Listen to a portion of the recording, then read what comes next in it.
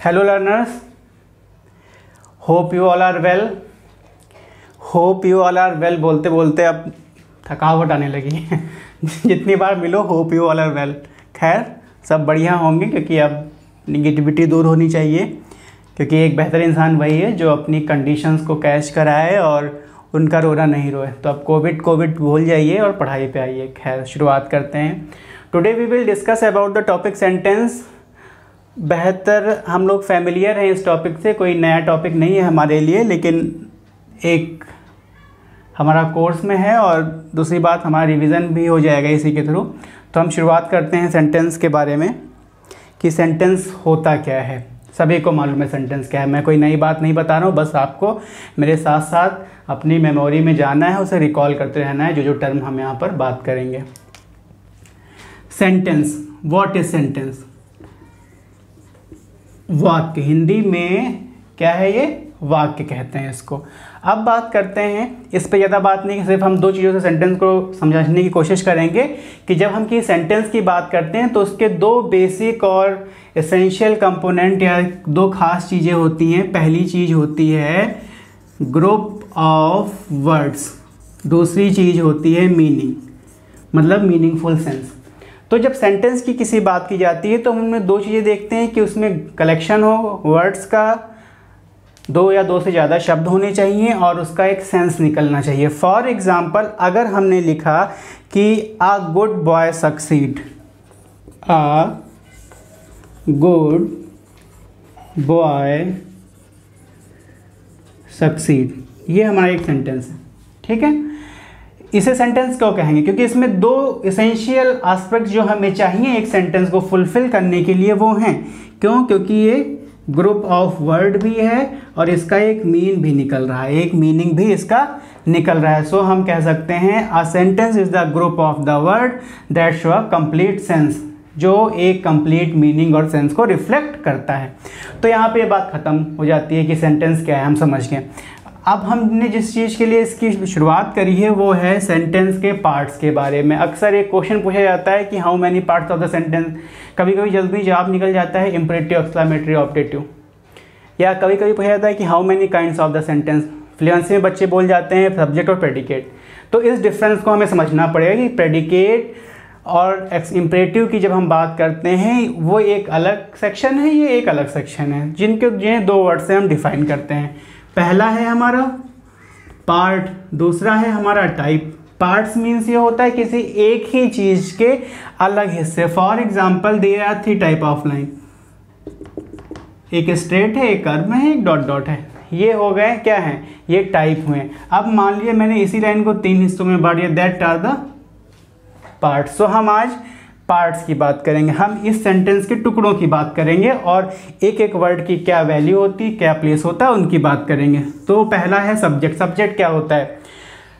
हमने जब essential basic terms की बात कर रहे थे तो हमने बताया था कि सब्जेक्ट क्या होता है? डूअर होता है।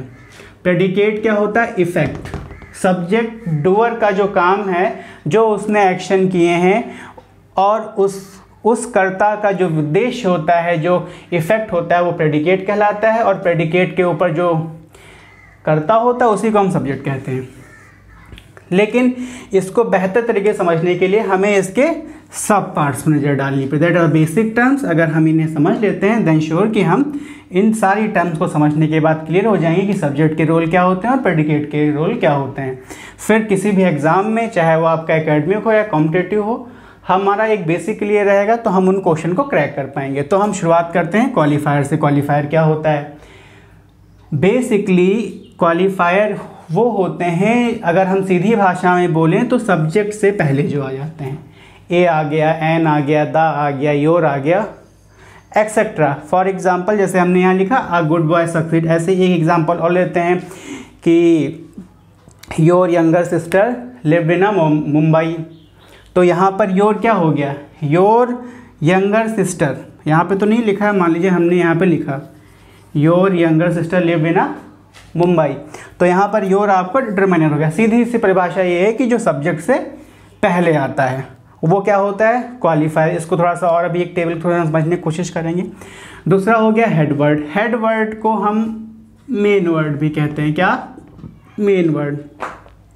किसी भी सेंटेंस में जो मुख्य सब्जेक्ट होता है वो आपका नाउन हो सकता है, प्रोनाउन हो सकता है, वो आपका इन्फिनेटिव हो सकता है। तो इस तरह के जो वर्ड्स होते हैं वो सभी क्या होंगे, हेड वर्ड्स, मतलब कि आपके सब्जेक्ट होंगे। बेसिकली ये बैकबोन हम कह सकते हैं सेंटेंस की, ये एक इम्पॉर्टेंट हिस्सा होता है जो सेंटेंस में होना ही चाहिए, तभी हम आइडेंटिफाई कर पाएंगे कि सेंटेंस का ओरिएंटेशन किस तरफ है। अब ये तो बेसिक चीज़ें थी, लेकिन इस क्वालिफायर के कुछ सब पार्ट्स होते हैं जिनको समझना बहुत ज़रूरी है। एक होता है डिटरमाइनर, एक होता है एडजेक्टिव, एक होता है एडजेक्टिव फ्रेज। फॉर एग्जाम्पल कि हमने लिखा एन ओल्ड मैन, हम इस सेंटेंस को लिखते हैं क्या, एन ओल्ड मैन।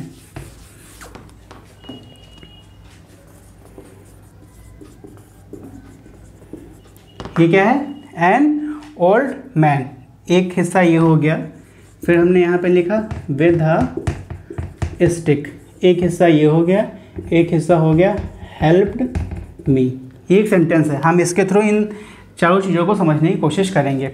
एन क्या हो गया, मैंने बताया कि सब्जेक्ट के पहले जो चीज़ें आती हैं वो क्या कहलाती हैं, डिटरमाइनर। और मैन क्या हो गया, ये आपका हेड वर्ड हो गया। हम बात कर रहे थे कि एडजेक्टिव, डिटरमिनेंट हमने समझ लिया कि सब्जेक्ट से पहले जो आए, एन आ सकता है, द आ सकता है, योर आ सकता है, दीज आ सकता है, सम आ सकता है, और भी कई सारे वर्ड्स हैं, वो सब ये क्या होंगे, आपके डिटरमाइनर होंगे। और डिटरमाइनर के जस्ट बाद अगर कोई दूसरा वर्ड आ जाता है और वो सब्जेक्ट के लिए एज अ एट्रीब्यूटर या फिर एज अ एडजेक्टिव वर्क कर रहा हो, तो उसी को हम क्या कहेंगे, एडजेक्टिव कहेंगे। For example the green mangoes, ठीक है, द ग्रीन मैंगोज, एक सेंटेंस, एक हिस्सा ही हो गया। फिर हम लिखा in the basket are sweet, तो the green mangoes in the basket are sweet, the green mangoes. अभी जो ग्रीन वर्ड है, सब्जेक्ट और डिटरमाइनर के बीच का जो एडजेक्टिव वर्ड्स हो सकता है, होता है, उसी को हम क्या बोलेंगे, एडजेक्टिव। स्पेशली इसका काम ये होता है कि ये सब्जेक्ट की विशेषता बतलाता है। एडजेक्टिव फ्रेज क्या होता है, एडजेक्टिव फ्रेज वो होता है जो सब्जेक्ट के बाद आता है और वो सब्जेक्ट के पहले आई हुई एडजेक्टिविटी को और अधिक एक्सप्लेन कर देता है। जैसे यहाँ क्या लिखा, with a stick in a basket, तो ये क्या हो गया, इसने क्या किया, सब्जेक्ट की एडजेक्टिविटी को और अधिक एक्सप्लेन कर दिया, तो इसे हम क्या कहेंगे, एडजेक्टिव फ्रेज। इसके बाद जो हमारा हिस्सा होता है वो क्या हो कहलाएगा, प्रेडिकेट में जो आपका ऑब्जेक्ट हो सकता है, जो आपका कॉम्प्लीमेंट हो सकता है, या और भी जो हम अभी आगे पढ़ने वाले हैं जस्ट। तो ये चीज़ें आपकी क्या हो, head word, qualifier, adjective, adjective और डिटरमाइनर।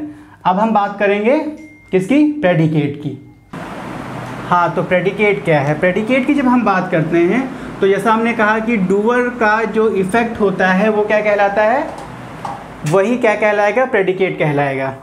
तो प्रेडिकेट को भी हम एक एग्जांपल से थोड़ा सा समझने की कोशिश करेंगे कि प्रेडिकेट है क्या, और उसी से आपका क्लियर हो जाए। मान लीजिए कि हमने एक एग्जांपल लिखा, the people made him king, the people made him king, the people made him king, लोगों ने उसे राजा बना दिया। ये क्या हो गया हमारा, द पीपल हमारा हो गया सब्जेक्ट। इसको हम छोड़ देते हैं कि हम समझ चुके हैं सब्जेक्ट क्या है। हम इस हिस्से पे बात करते हैं, किस पे, मेड हिम किंग। अब यहाँ पे एक वर्ड है मेड, एक वर्ड है हिम, एक वर्ड है किंग। वर्ब क्या हुई, वर्ब क्या होती है, वर्ब वो होती है जो एक स्पेशल एक्शन को, सब्जेक्ट ने क्या एक्शन किया उसको डिनोट करे, तो ये हमारी वर्ब हो गई। हिम क्या हो गया, ये हमारा ऑब्जेक्ट हो गया। क्यों, क्योंकि द पीपल, इस सब्जेक्ट का इफेक्ट किसके ऊपर पड़ रहा है, हिम, उसके ऊपर। और किंग हमारा क्या हुआ, ये हमारा कॉम्प्लीमेंट हो गया। ठीक है, द पीपल हमारा सब्जेक्ट हुआ, उस सब्जेक्ट का इफेक्ट जिसके ऊपर पड़ रहा है वो है हिम वर्ड, उसे हम ऑब्जेक्ट कहेंगे। इफेक्ट क्या पड़ा, बनाया, ये एक्शन हुआ, और उस एक्शन का रिजल्ट क्या आया, किंग, कि उसे किंग बना दिया गया। ये हमारा एक कॉम्प्लीमेंट हो गया। फॉर एग्जाम्पल एक सेंटेंस और ले लेते हैं कि they choose Hari their leader.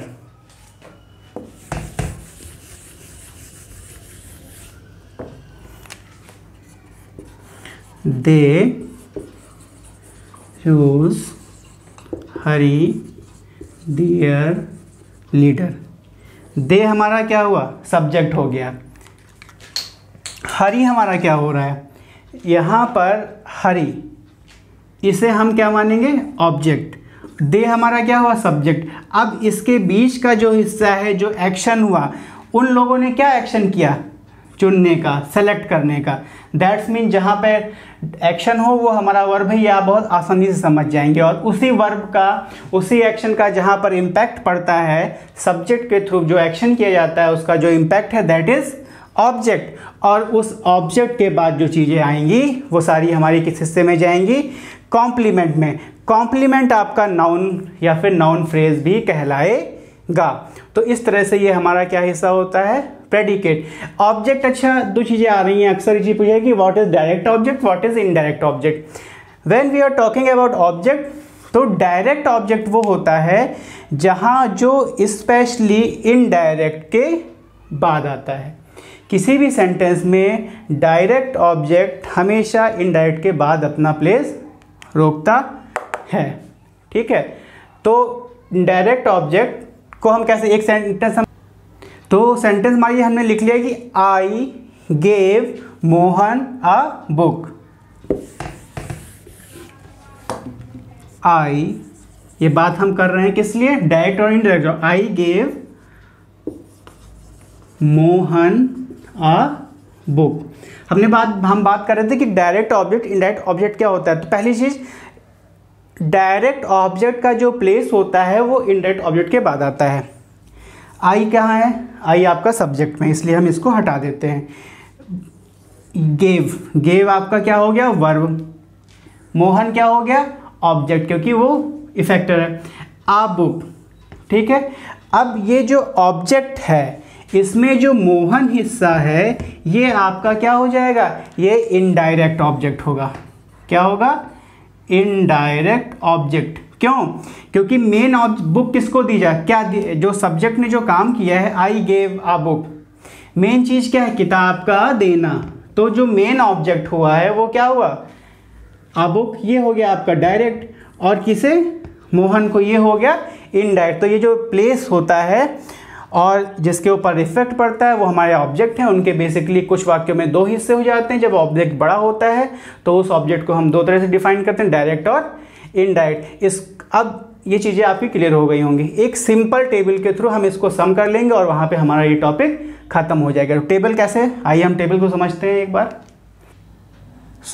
इस टेबल के थ्रू हम इसको पूरे जो हमने सीखा है उसे सम कर लेते हैं। हम बात कर रहे थे कि बेसिक पार्ट्स होते हैं, जब सब्जेक्ट की बात करें तो क्वालिफायर, हेडवर्ड, एडजेक्टिव फ्रेज और प्रेडिकेट। जब हम सब्जेक्ट की बात करते हैं तो हमारा इतना हिस्सा सब्जेक्ट का होता है, इतना पोर्शन हम सब्जेक्ट से डील करेंगे। जो सब्जेक्ट से पहले आने वाले जो पार्ट्स होते हैं वो डिटरमाइनर होता है। लेकिन अगर सब्जेक्ट से पहले दो वर्ड्स आए हैं तो जो पहला पार्ट होता है उसे हम डिटरमाइनर कहते हैं, पहले वर्ड को, दूसरे वर्ड को एडजेक्टिव, और इसे क्या कहेंगे, क्वालिफायर। ये सारे किसके पार्ट्स हैं, क्वालिफायर के पार्ट्स। डिटरमाइनर, एडजेक्टिव किसका पार्ट है, क्वालिफायर का पार्ट। और इसके बाद इसी एडजेक्टिव की स्पेशलिटी जो बताता हो उसको और एक्सप्लेन कर देता हो उसे हम क्या कहेंगे, एडजेक्टिव फ्रेज। हिज डिटरमाइनर हो गया, सिस्टर के लिए हिज एल्डर, मतलब उसकी जो बहन है, जो बड़ी बहन है वो क्या है, IAS है। कहाँ पर, लखनऊ में।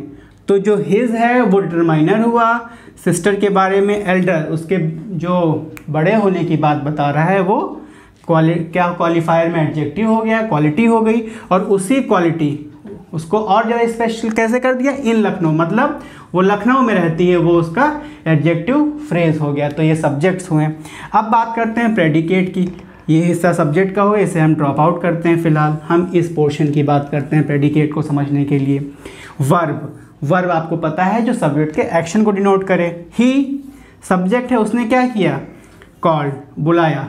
ऑब्जेक्ट किसे, his friends, his friend uh lawyer.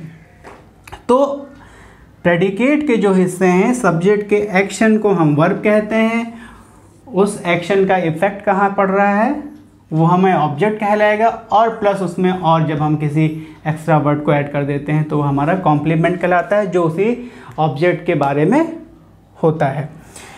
His verb field him with positivity, ये सब्जेक्ट के बारे में वर्ब क्या हुआ, फिल्ड, उसको दी या भरी। ऑब्जेक्ट क्या हुआ, हिम, उसने, विद पॉजिटिविटी, तो ये उसका क्या हो गया, कॉम्प्लीमेंट। बेसिकली ऑब्जेक्ट जो हमारा जो लिविंग ऑब्जेक्ट होता है और नॉन लिविंग ऑब्जेक्ट होता है, उसी से हम ये जानने की कोशिश करते हैं जो नॉन लिविंग ऑब्जेक्ट्स होते हैं वो हमेशा क्या होते हैं आपके, इनडायरेक्ट में जाएंगे, ठीक है।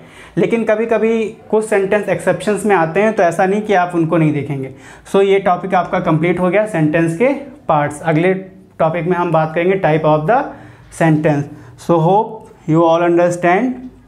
इफ़ एनी क्वेरी, तो आप अपने सवाल को, जो भी समस्या आ रही है उसको पूछने के लिए आप कमेंट सेक्शन में अपने क्वेरीज बिना झिझक के डाल सकते हैं। Thank you.